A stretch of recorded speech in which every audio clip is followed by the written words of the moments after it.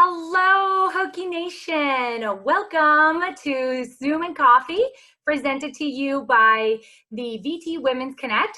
My name is Gabby McCullum, and I'll be your host today. We have an amazing talk today from Amy Epperley, our Hokie Wellness Director, to share some practices with us on well-being in these very unprecedented times. But before we kick off the talk with Amy, I'd like to turn it over to Anna Lamascalo, who is our co-director for the Women's Center, for a few announcements. Anna? Thanks, Gabby. And welcome, everyone. An extra special welcome to any of you who are attending a VT Women Connect program for the first time. As Gabby said, I'm Anna Lamascalo. I co-direct the Women's Center here at Virginia Tech. And along with Donna Ratcliffe, I serve as an institutional representative, or IR for short, to the Virginia Network. The Virginia Network is one of the American Council on Education's oldest women's network, with the mission of identifying, developing, advancing, and supporting women in higher education across the Commonwealth. In our role as IRs, Donna and I serve as a link to the Virginia Network, and along with a fantastic planning team, of which Gabby is a part, we serve as a catalyst for activities here on our campus. Today's webinar is just one example of the types of programming we do.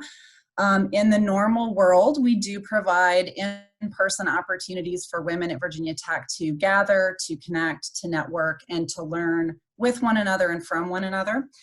We're feeling a little bit ahead of the curve on this one because this semester we had already started a midday chat series that was intended to be both an in-person and virtual way for women to connect here at Virginia Tech. So we're so glad to be able to do that today. Just a heads up about some upcoming opportunities to network and for professional development.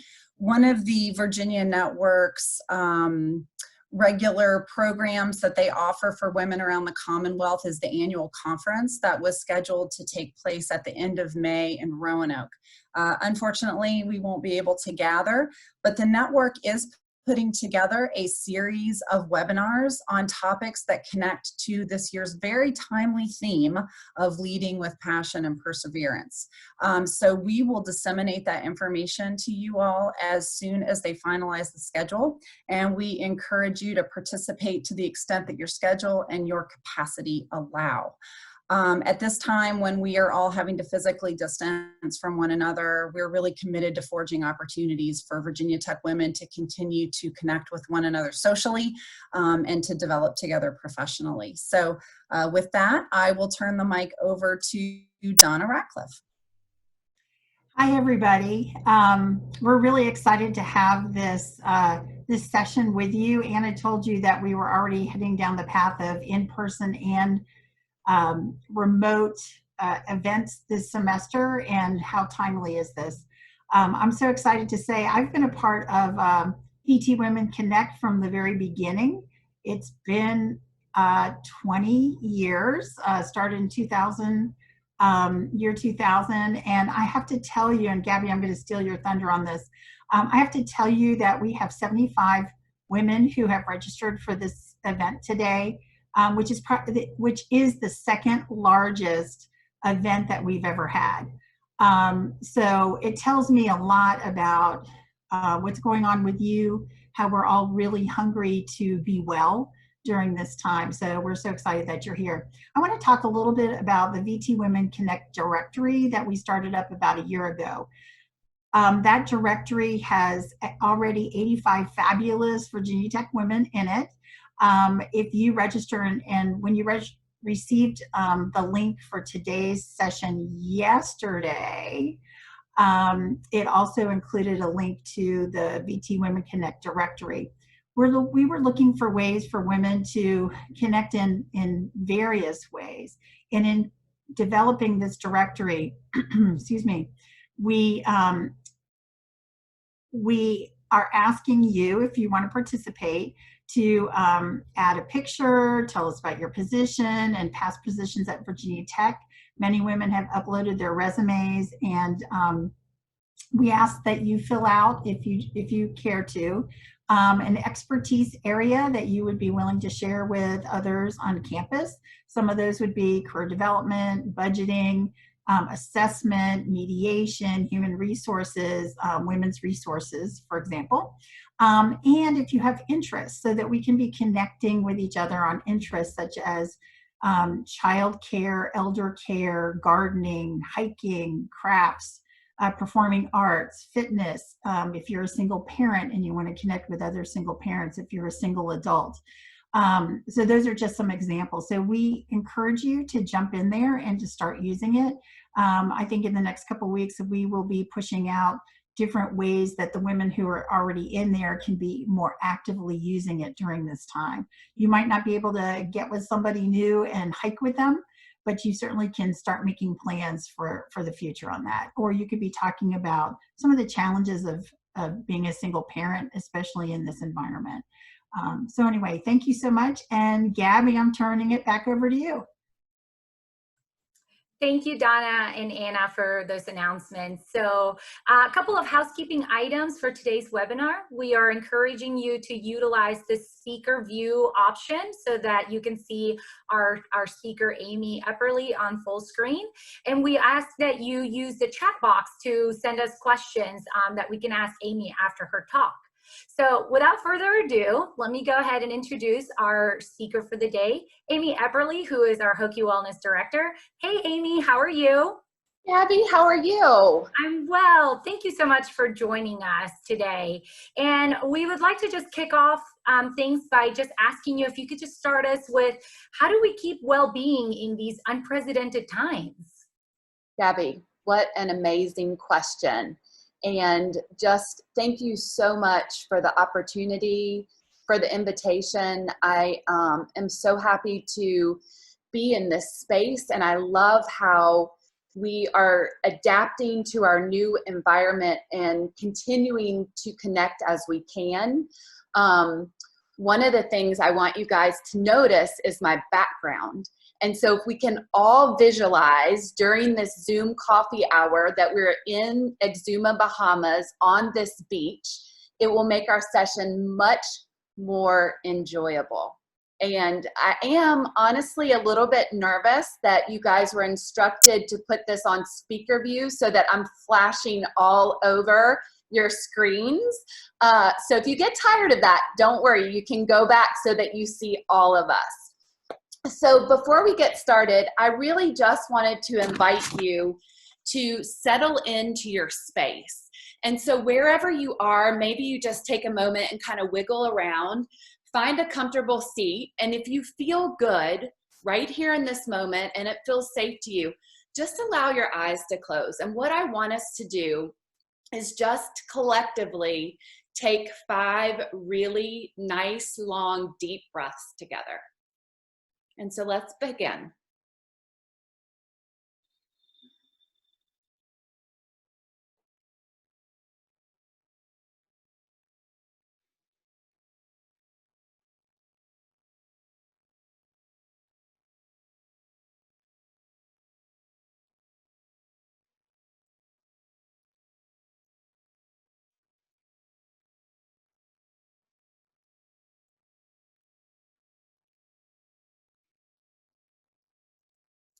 So when you finish, just allow your eyes to close. And this is just an awesome way to begin our time together because it is a grounding exercise that doesn't take long, but it allows us to connect with ourselves. And I was feeling a little anxious, as you can imagine. And so just even those 5 deep breaths, I can feel a sense of relaxation. And so there are physiological things that go on where deep breathing helps us bypass our sympathetic nervous system, which is our flight or fright, and enter into our parasympathetic nervous system, which is calming. Heart rate goes down, blood pressure goes down, respirations go down. And so I wanted to share that really quick practice with you as we begin, not only to ground yourself, but just as a reminder that when we are faced in situations of anxiety, uncertainty, just what we're finding ourselves experiencing right now from moment to moment. We always have our breath. And just taking that time to connect with ourselves and deep breathe can help us begin to see the situation that we find ourselves in a little bit clearer. So we'll talk a little bit more about that later, but that's why I started with that practice. The next thing I want to ask you to do is to just take a moment where you are, and I want you to write down 3 good things. So usually when I say this in a program, people are like, but what? And I just say 3 good things. So take a moment here and write down 3 good things.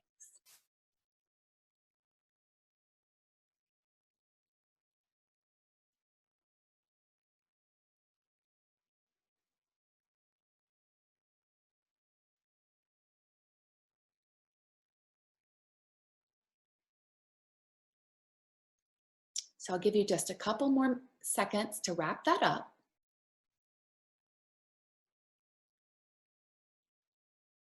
And then I want to explain to you a little about this gratitude practice. So honestly, in probably 60 seconds or less, hopefully you guys were all able to identify 3 good things.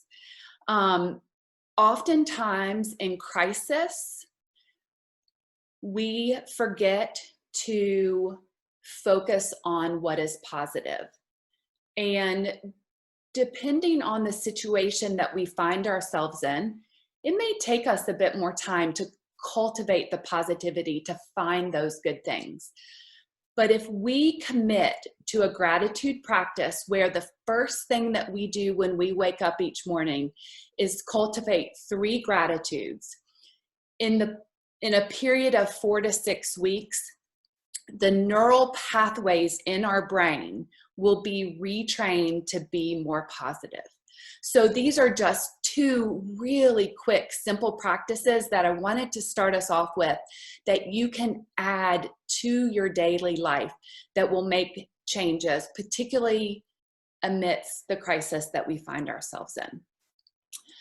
And so with that, I wanted to transition a bit more to a discussion on self-awareness and why self-awareness is particularly important right now, and really what it is and some ways that we can cultivate it. So self-awareness is really simply the capacity to observe ourselves, to take notice of and pay attention to patterns within our thoughts, feelings, and behaviors.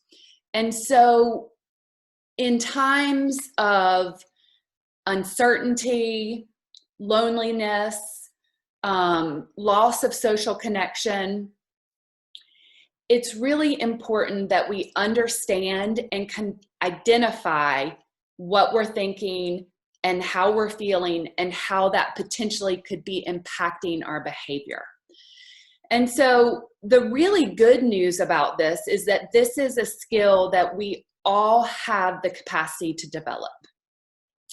And one, this is important for a number of reasons, but one of them that is particularly important is that this self-awareness or self-understanding really helps us enrich our emotional intelligence, which is the capacity to be aware of, to control, and to express one's emotions and to handle interpersonal relationships judiciously and empathetically.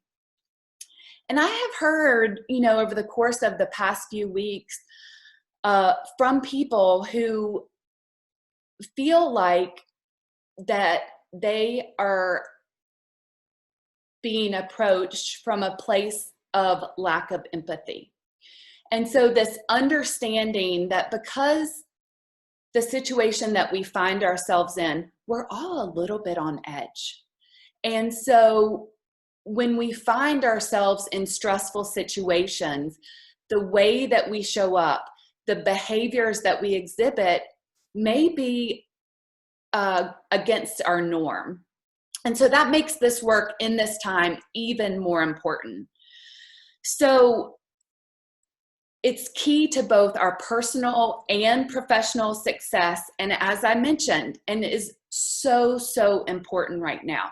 Some of the practices that I'm going to talk about, and even just the 2 simple ones that we did at the beginning, these are all things that can help us show up as our very best self, which is certainly a goal of mine, and I'm sure yours, which is why you're here.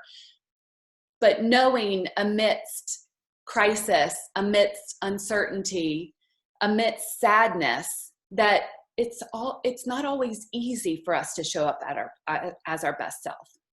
I know if I am stressed out, I'm more likely to maybe be short with someone, to assume negativity, or to create this story in my head that may be very far from the truth.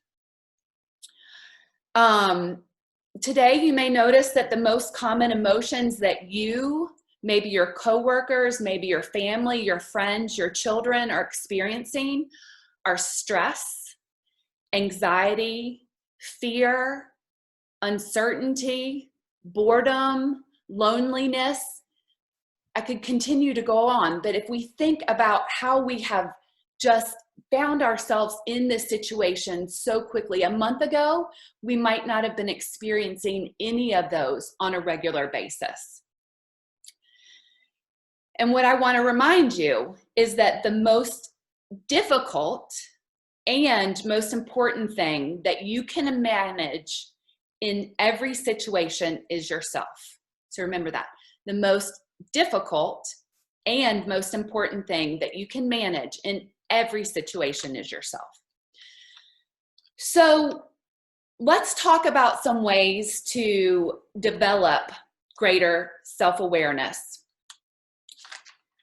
And the first thing that I want to share with you right now is a quote from Viktor Frankl. And I'm sure many of you have heard of Viktor Frankl. He's an Australian neurologist and psychiatrist, and he was also a Holocaust survivor. And so I just think about him and what uncertainty and sadness and fear he must have had in his life. But one of his quotes that always speaks to me is, between stimulus and response, there is a space. In that space is our power to choose our response.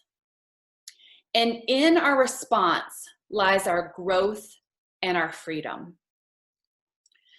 And so we have the power to choose how we're going to respond to situations and how we're going to show up.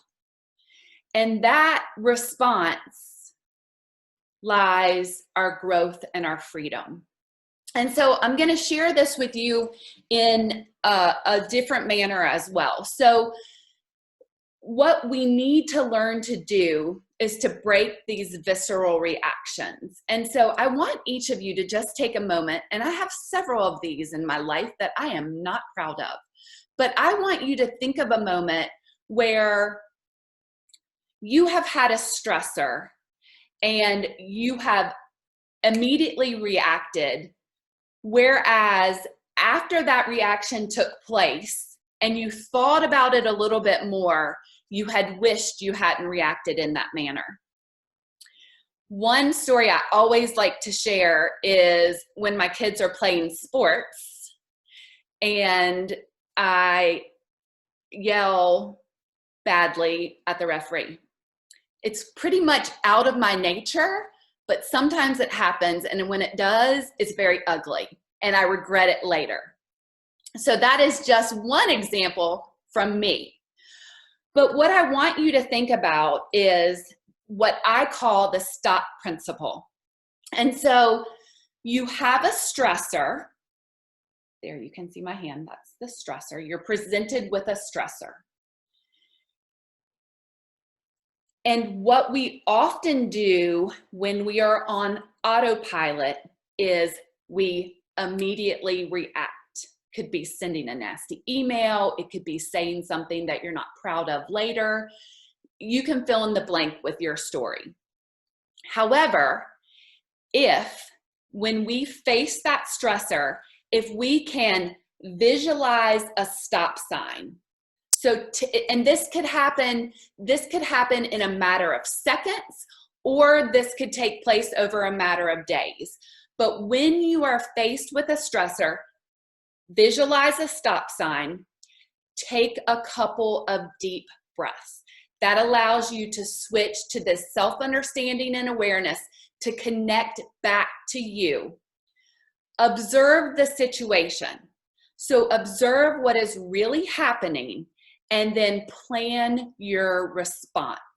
So we are completely moving away from reaction in this framework, and we are intentionally determining how we're going to respond and show up in this situation. This work is life-changing. This practice is life-changing. This is one way that we can learn to understand our emotions, identify our feelings, and determine how to best show up. This is an excellent way to cultivate self-awareness and understanding. One of the others that I want to talk to you about is monitoring your self-talk. So what does this mean?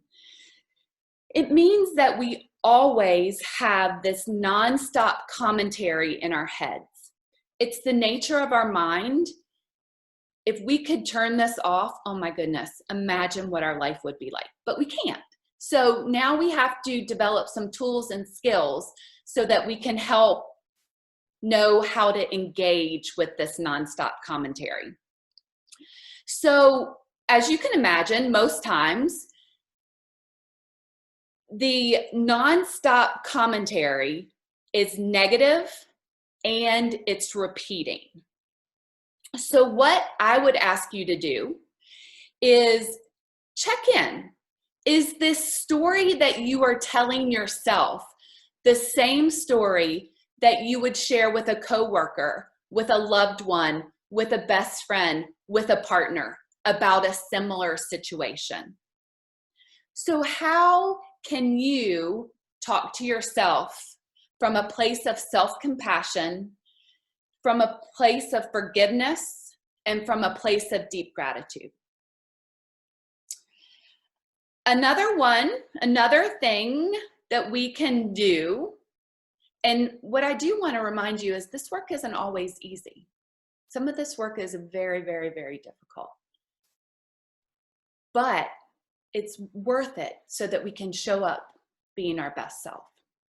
So another one that I want to share with you is asking for constructive feedback regularly.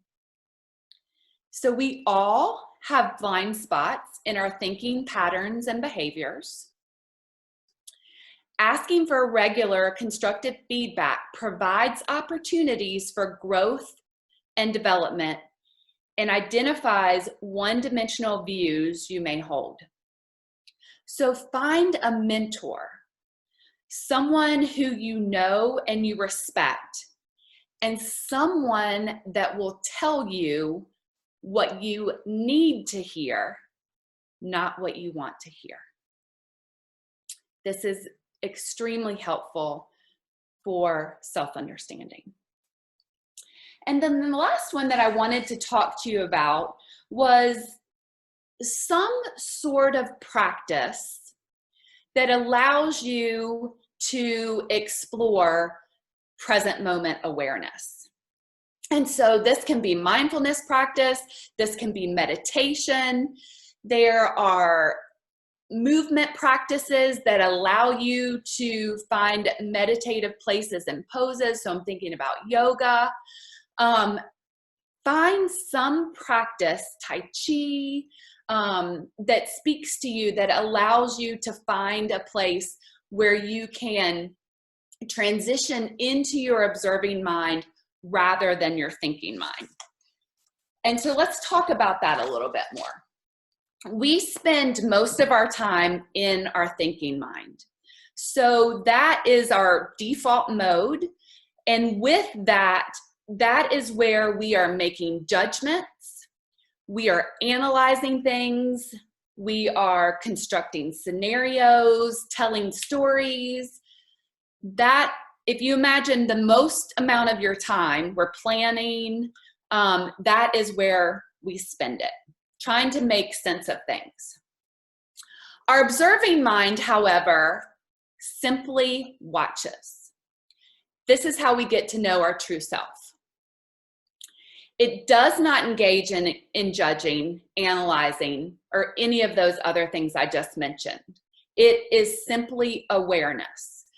And this, again, is the place we learn the very most about ourselves. Cultivating mindfulness, which is that present moment awareness. I'm connected to the right here, right now. Cultivating mindfulness builds the power of the observing mind as one practices simply watching. So just as if in 6 weeks, I needed to be able to bench press 420 pounds, I would have to come up with a practice schedule that I was intent to following every single day. When we're building our mindfulness muscle, we need to have a practice to help cultivate that. So that is meditation, yoga, whatever it is, that practice that allows you to spend time in your observing mind.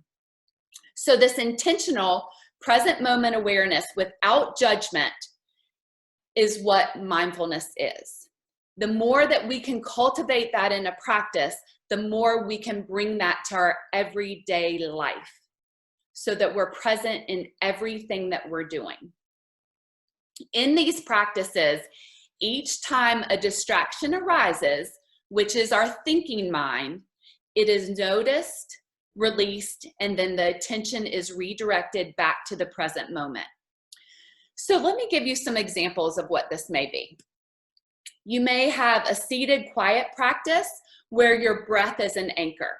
So you may say, I'm going to sit for 10 minutes and think about connecting to my breath, so that your entire focus of the practice is on your breath. Now, as I mentioned earlier, we can't turn this off. So there'll be times throughout that practice where you're distracted. And that's purely okay. That's the nature of our mind. The goal of the practice is to notice that distraction and then to bring your mind back. That is cultivating the present moment awareness. Another way you can do this is through mindful walking. So no destination in mind. You're outside, maybe you're in your home, your apartment, wherever you are. And your anchor is all the senses. So you're really feeling with your feet. You're noticing the smells. You're feeling the temperature. You're seeing what's around you. Meditative poems or mantras are another way that help keep your thinking mind busy so that you can spend time in your observing mind. A body scan is where sensations in your body are your focus. So maybe you're noticing areas of tightness or tension, seeing if you can send your breath there to release that. But that is the focus. And guided imagery, just as I asked you at the beginning to think about, we are all on that beautiful beach in Exuma, Bahamas. You can do practices where you trick your mind into believing that you're somewhere else. So that's called guided imagery. And then just simply taking the time to reflect. Reflection gives the brain an opportunity to pause amidst the chaos. So I think we can all say that we are experiencing chaos right now. So taking the time to know that sitting with these feelings, identifying these feelings, and normalizing what we are feeling is okay. It is okay for us to be sad. It is okay for us to be fearful. Maybe we have family members or loved ones that are being faced with this illness, or that find themselves in a higher risk category, and we are worried about them. Honor that. Sit with it. Normalize it. It is okay. We all are scared and fearful right now. And there's also a big part of this of grief. We are mourning the loss of something that could be going to work every day. It could be our friends and our colleagues. It could be seeing our children, our loved ones, our grandchildren on a regular basis. It could be things that we have looked forward to our entire life that may not happen now, such as graduations, dances, events that are very impactful in people's lives that are just now not happening. This is grief. And then also the fact that our lives are so drastically different. We're working from home. Maybe we are taking on entirely new roles in our life to support people that are essential workers that have to go to work. We may be providing childcare to our children while we are trying to continue to work. Maybe we are trying to educate our children while we are continuing to work. This is, I would say if we were defining chaos, the situation that we find ourselves in right now would fit that definition. So take that time to reflect and really identify how you're feeling and know that that is okay. Try to take a pause and just be with yourself. This reflection allows you to untangle and sort through these observations and experiences. You can consider possible interpretations, maybe creating meaning. Like what is the purpose of this? What is the value? How may I be different when I get to the other side of this?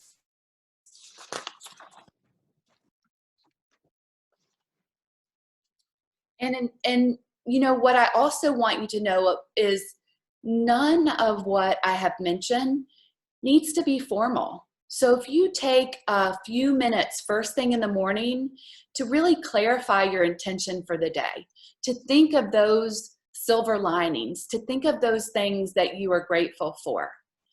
Maybe you take a few moments before bed each night and identify, you know, what went well today? Even amidst all this chaos, this loss, this uncertainty, this sadness, this fear, this anxiety, what went well today? And maybe what are some things that I can improve on for tomorrow? What do I value most and why? What has helped me shape those values? And who am I when no one is looking?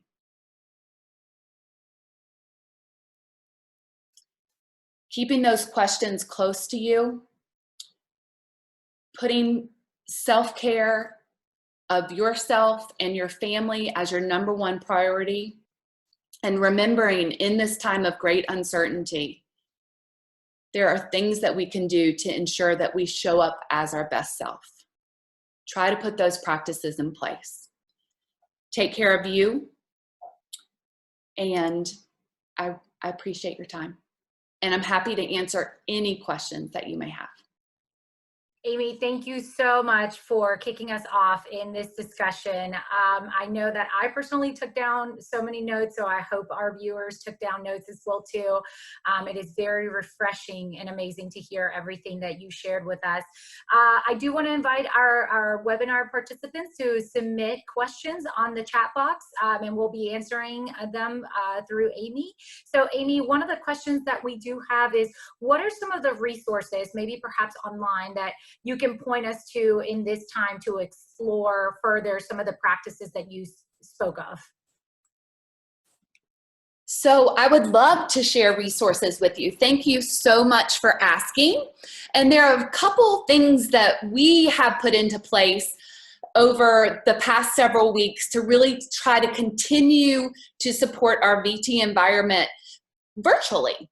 And, you know, I think if like we were tasked to go virtual, like this is one of the things on my agenda I want to do is to make Hokie Wellness virtual. It probably would take years, but it is amazing.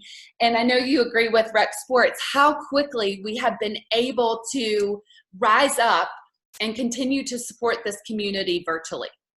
So I'd really actually like to start with, well, I might need to access it from here. So this is, okay, let me back up. The very first resource that I want to remind you of is the COVID-19 page that is on our main Virginia Tech webpage. That needs to be your go-to for all information related to COVID-19.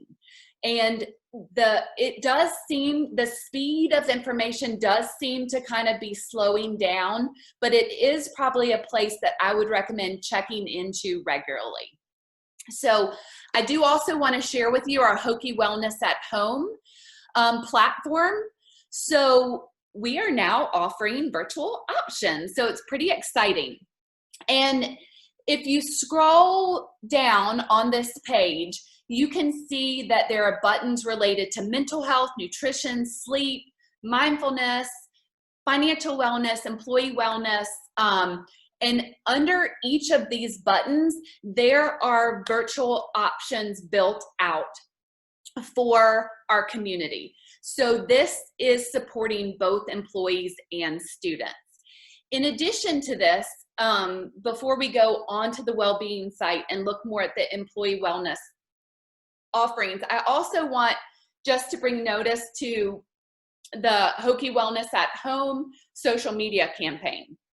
So if you click on this, you can see that each day of the week we have identified as a tagline of what we will be offering on social media. And so you can click on each of these buttons and then you will be able to have access to that content. So for example, the April 1st content, this will take you to our student needs assessment. So know that there are content and tips under each of these areas. And you can, this is what you're also seeing on our social media campaigns. But let's go up and take a look at the employee wellness page from Hokie Wellness at Home. And on the right are the current offerings. So you can see that Hokies Live Well is still happening. We have a link to our virtual learning center. So this is Be Productive and Learn from Anywhere. And from this site, there are curated online programs that are really focused on what we need for our professional development right now. So learning more about Zoom, leading remotely, working remotely, and teaming remotely. And so I would, if you have time for some professional development during this time, this is a great place to start. And this content is going to be updated monthly. So that's really a good place to be. In addition, we have the ability to offer one-on-one nutrition counseling. There's information there. And then we also have a program coming up that's Remaining Resilient, Coping and Communication Skills to Thrive During Uncertainty. So there's more information there. So I wanted you guys to know that our current offerings will be found from this page. In addition, here we have information on our Employee Assistance Program and more information on the programs that were listed on the right side of this page. And then from here, I want to make sure that I show you the Wellbeing website. So the Wellbeing website was a website prior to COVID-19, but we decided as the health and well-being areas on campus that this may be a really good entry point for all information, health and well-being for our entire campus community. So there's some video resources, there's information about cook counseling, again, linked to the COVID-19 site, the Hokie Wellness at Home, mental health and coping resources, our rec sports virtual programming, services for students with disabilities. There's a link to the BDH and to TLOS. Again, under Stay Well, these are the online videos and the resiliency workshops, information on teletherapy, and some resources here, as well as a link to the Women's Center at Virginia Tech. So these are 3 really good resources as starting off points to see what we have created virtually to support our community during this time. Great. Thank you so much, Amy. That was incredible. That website has a lot of information, and we are so glad that you were able to share that with us. So thank you so much for that. We do have a question from one of our participants, and the question is, I have been hearing a lot about using this time to be productive and or how to accomplish things that I have never had time to do. That makes me feel really pressured. Is that really what I truly should be doing now? So that is a great question, and what I love about that question is that is something that we kind of hit on earlier, and that is number one, your self-care in this moment is most important. So if this feels like something that's going to add pressure in a very stressful time, I think you need to evaluate that and determine if that's something that you want to take on. So just by that statement, like that feels a lot of pressure, to me, that kind of raises a red flag. So it may be nice to kind of take a moment and to sit with that a bit to determine, really, is that the best way to move forward right now? I think if I was thinking about that for myself personally, at this time, anything that is adding additional pressure, I would probably evaluate a little more. Great. Thank you, Amy. I'm going to go ahead and turn it over to Donna. She has a question for you. Actually, thank you, Gabby. One of the things that I wanted to say with regard to that particular question, I know that when I sent the career and professional development team of 31 home one Monday afternoon, I think, first of all, we didn't know how long this was going to last. And second of all, we didn't know what our day-to-day life was going to be like. I can see why there would be a recommendation of, oh gosh, you're going to have all this, there's an assumption you're going to have all this time on your hands, so use it productively. I cannot assume, and I have become aware of this with my team, that they don't have extra spare time. They're very busy working with students, advising students remotely, and developing programs still for classes and things like that. So I'm thinking that part of the reason why people would be encouraged to grow and develop is because we have this assumption that you're working part-time and then you're trying to figure out what to do with yourself. You're taking a walk down the street just to get outside and so forth. So I think so Amy, I appreciate the fact that you're saying, hey, if that's creating stress, we don't need more stress. I think it was probably a recommendation just on how you can use all the spare time that you're going to find yourself with. So that's just one observation too. And Amy, I wanted to just say thank you. For me, I know that in my household, we kind of get grumpy every once in a while, being around each other all the time and, whatever. And and I don't know, I know we have a couple minutes, but can you find your notes and reread the Viktor Frankl quote? I really like that, and would love for us to share that along with the video. And we're recording this, and I'd love to send it out with that. Absolutely. This is one of my favorite quotes. And it just, when I need to check myself and just really, tune in, this is what I always remember. And it is, between stimulus and response, there is a space. In that space is our power to choose our response. Like our power to choose how we're going to show up, how we're going to respond. In our response lies our growth and our freedom.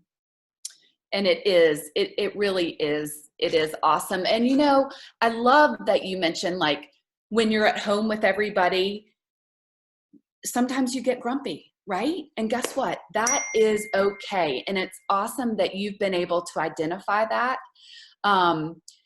Because that's another thing that we may be losing, is that personal time and space that we were used to. And so how does that look different? And how do our relationships with who we're sharing that space look different? My husband teleworked for about 4 hours, and then he decided he needed to go back to his office since I was teleworking. So, it just navigating those spaces is really, really important. Thank you, Amy. We have another question.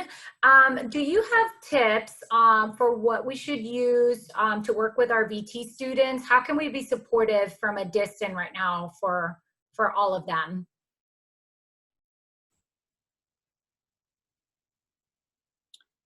Well, I think that is an excellent question. And so one of the things that I would like to share is just, we really need to approach them with empathy, because if we take a moment to consider everything that's going on in our life right now, all that we're juggling, all that's changed, all the uncertainty, we need to remember that our students are feeling the same way.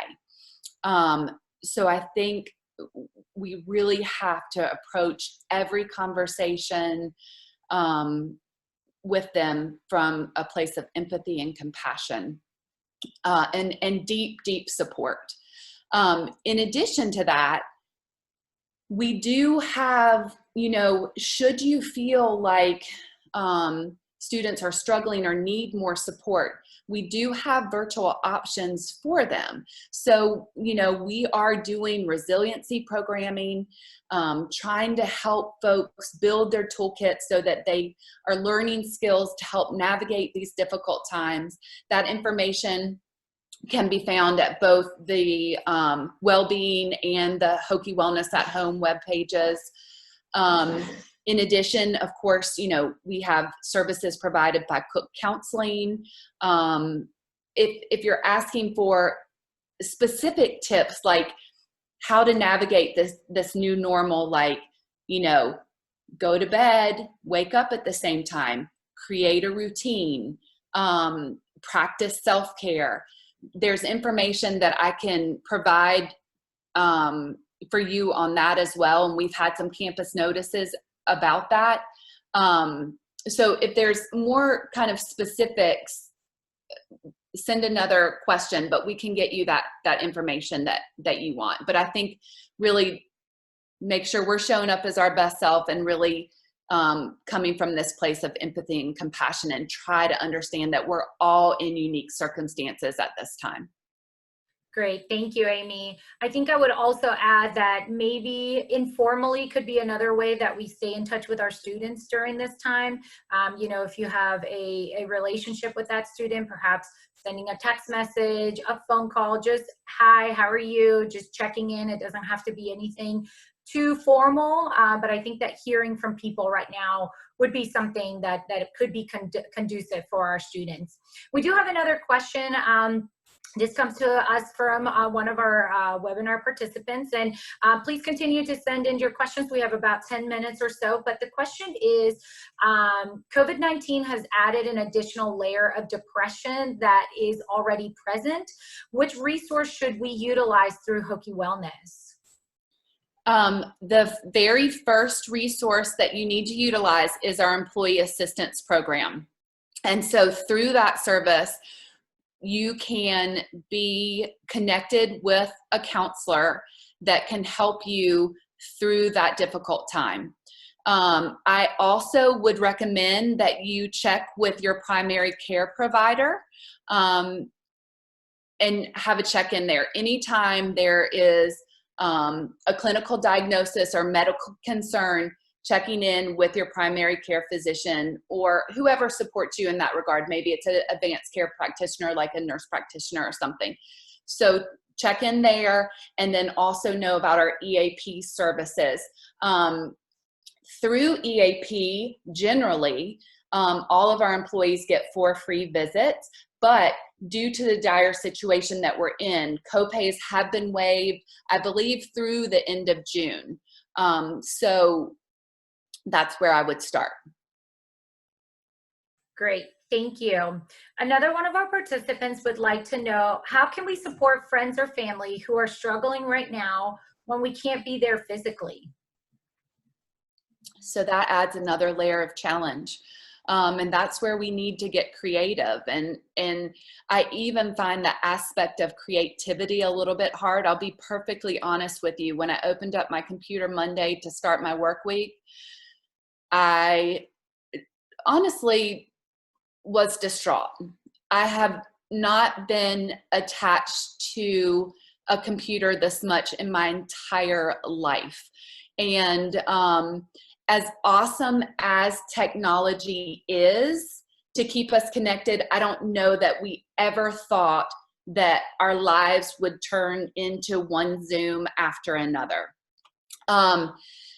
However, because of social distancing and the need to still connect, there are apps and ways to do that. And so I share with you how I felt Monday, and I'll also share with you something else that happened that was pretty cool.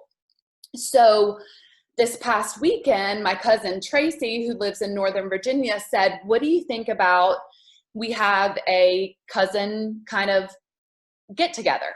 And so we used an app called House Party. And so my sister and my cousin Tracy, who are in Northern Virginia, had a cousin in Atlanta, and then 2 cousins out in Seattle, Washington. And we all were on the phone together for about 1 hour and 45 minutes. And we haven't had that time together in years. So I think that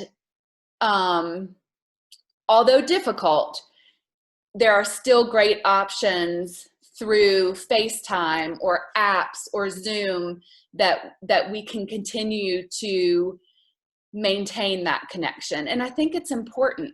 I can tell you that being on House Party, catching up with my cousins, felt very different than being on the 7th Zoom meeting of the day.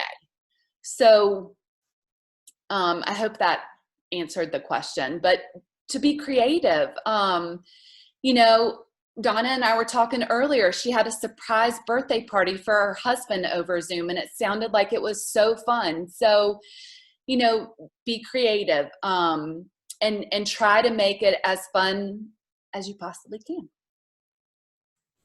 Great, thank you.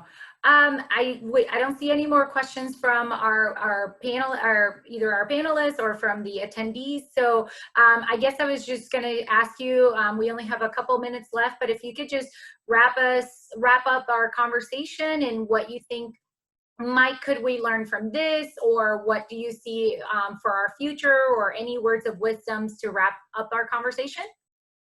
Sure, I would love to. First of all, I just want to say thank you and just let you know that it's really been an honor to be here and to share this time with you all, and just to share these ideas and words of wisdom and support. You know, this is a lifelong process.